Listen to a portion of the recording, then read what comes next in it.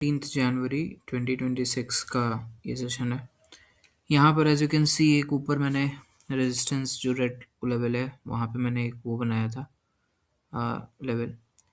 यहाँ पे मैंने ये देखा कि शिफ्टिंग पोजीशंस ऑफ सेलर्स है ऊपर की तरफ, तो उस बेसिस पे मैंने अप के लिए ट्रेड लगा दिया। ये इफ़ यू कैन सी ये शिफ्ट हो रहे हैं सेलर्स ऊपर।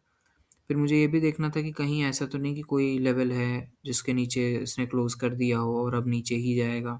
तो वैसा भी नहीं था। जो पिछली रेड कैंडल है अगर वो नीचे क्लोज होती, ये वाला जो ग्रीन कैंडल का जो क्लोज है उसके नीचे, तो भी थोड़ा सा रिस्क हो जाता फिर आपके लिए लेने के लिए, क्योंकि फिर पूरी प्राइस ही पलट सकती है। लेकिन अभी भी स्पेस था, वो जो ऊपर का जो रेजिस्टेंस मैंने बनाया है उसमें स्पेस था। तो वो फिल करने जाने के भी पर्पस से, plus shifting position of sellers के पर्पस से, प्लस जो प्राइस है वो पहले नीचे आ गई इस वजह से भी। तो ये सब कुछ देखते हुए मैंने पहले आपका ट्रेड ले लिया।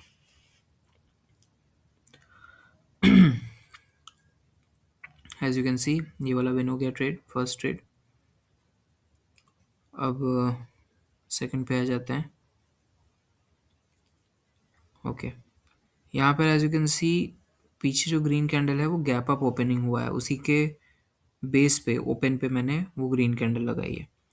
तो ये भी मुझे देखना था कि ये सिर्फ इसी के बेसिस पे है कि पीछे और भी कुछ लेवल है। तो एज यू कैन सी वो एक और लेवल है, वो एक रेजिस्टेंस था जिसको सपोर्ट में कन्वर्ट कर दिया गया। तो अब मैं वेट कर रहा था कि मैं रिजेक्शन ट्रेड यहाँ पे लूँगा।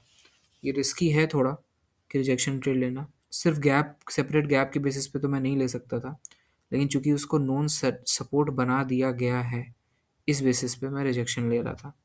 इस बेसिस पे भी कि फेक ब्रेकआउट नहीं होगा, क्योंकि यहाँ पे एक डबल पावर टाइप का लगा हुआ है कि सेपरेट गैप भी है प्लस वो रेजिस्टेंस लेवल था जिसको सपोर्ट में कन्वर्ट किया। तो यहाँ पे मैंने 15 सेकंड्स का ट्रेड ले लिया अब के लिए, और इसलिए क्योंकि 30 सेकंड्स वाला ख़त्म हो गया था। ओके, अगर ये अचानक से झटके से नीचे आती तो ये लॉस हो जाता, बट थैंकफुली ये विन हो गया। तो हल्का फुल्का तो बाइनरी में ये प्रोबेबिलिटी का चीज़ होता ही है। एज यू कैन सी ये दो ट्रेड्स विन हो गए। अब आ जाते हैं इसमें। तो यहाँ पर हुआ है फेक ब्रेकआउट और एक क्रॉसओवर भी दिख रही है नीचे की तरफ, लेकिन मुझे क्या करना था कि फेक ब्रेकआउट जिस लेवल का हुआ है वहाँ पे मुझे लेना था रिजेक्शन ट्रेड। तो मैं वेट किया और फिर वही 30 सेकंड्स चूँकि क्रॉस हो गए थे तो मैंने उसको कन्वर्ट किया। उतने में थोड़ा कंफ्यूज हो जा रहा था कि 20 सेकंड्स करूँ 15 सेकंड्स करूँ, उतने में एंट्री मिस हो गई। As you can see entry बहुत ही ख़राब लगी है, तो एकदम ही कोई भी गारंटी नहीं थी इस ट्रेड का विन होने का, बट तब भी मैंने वो कर लिया, ले लिया trade.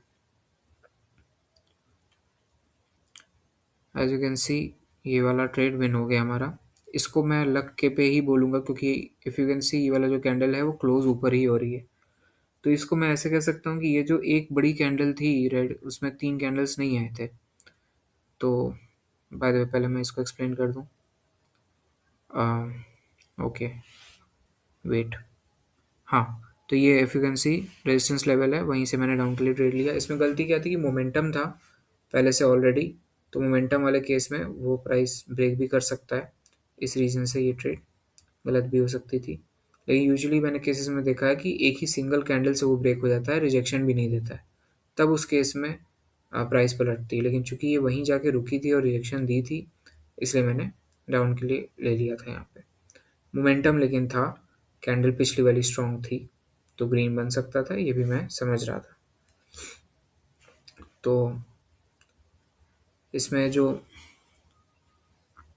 If you can see ये ग्रीन में क्लोज हो गई और इसके जस्ट बाद वाली रेड बनी थी। तो वही है, मोमेंटम में जब रहता है प्राइस तो वो ब्रेक हो जाता है। अब आ जाते हैं इस पे। तो यहाँ पे if you can see M pattern है, उसका नेकलाइन है, तो मैंने वहीं पे कर्सर रख दिया एग्जैक्टली सपोर्ट पे एंड ऑब्जर्व क्लोजली। तो गैप डाउन हुआ है एग्जैक्टली उसी सपोर्ट पे, लेकिन मुझे कंफर्म करना था। इफ़ यू कैन सी इसका जो ओपन है और इसका जो ओपन है दोनों सेम पॉइंट्स पे हैं। लोअर लेफ्ट कॉर्नर पे आपको वो दिखेगा प्राइस, वीडियो पीछे करके आप देख लोगे। तो मैंने दोनों को चेक किया और उसी के बेसिस पे मैंने आपके लिए ट्रेड लिया। यहाँ पे F you can C trade miss भी हुए थे। ये सबसे पहली बार जो सपोर्ट, अरे जो ग्रीन कैंडल है वो रेजिस्टेंस लेवल छुआ तो वहाँ से 3 रेड कैंडल्स आई कॉन्जिक्यूटिव। फिर 2 ग्रीन आई जिन्होंने जो रेजिस्टेंस लेवल था उसको ब्रेक कर दिया। फिर एक रेड आया जो नीचे क्लोज नहीं कर पाया। फिर दूसरी रेड आई जिसने उसको क्लोज कर दिया सेलर्स ने। तो जो तीसरी रेड है सेलर्स का जो कैंडल है उसमें पुल बैक मुझे लेना था, बट मैं वो ले नहीं पाया था।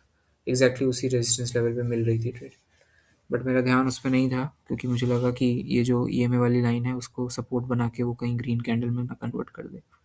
खैर, एज यू कैन सी यहाँ पे ये विन हो गया है। मैं एक बार फिर से चेक करूँगा। इस कैंडल का ओपन आप देखो, लेफ्ट कॉर्नर पे देखना।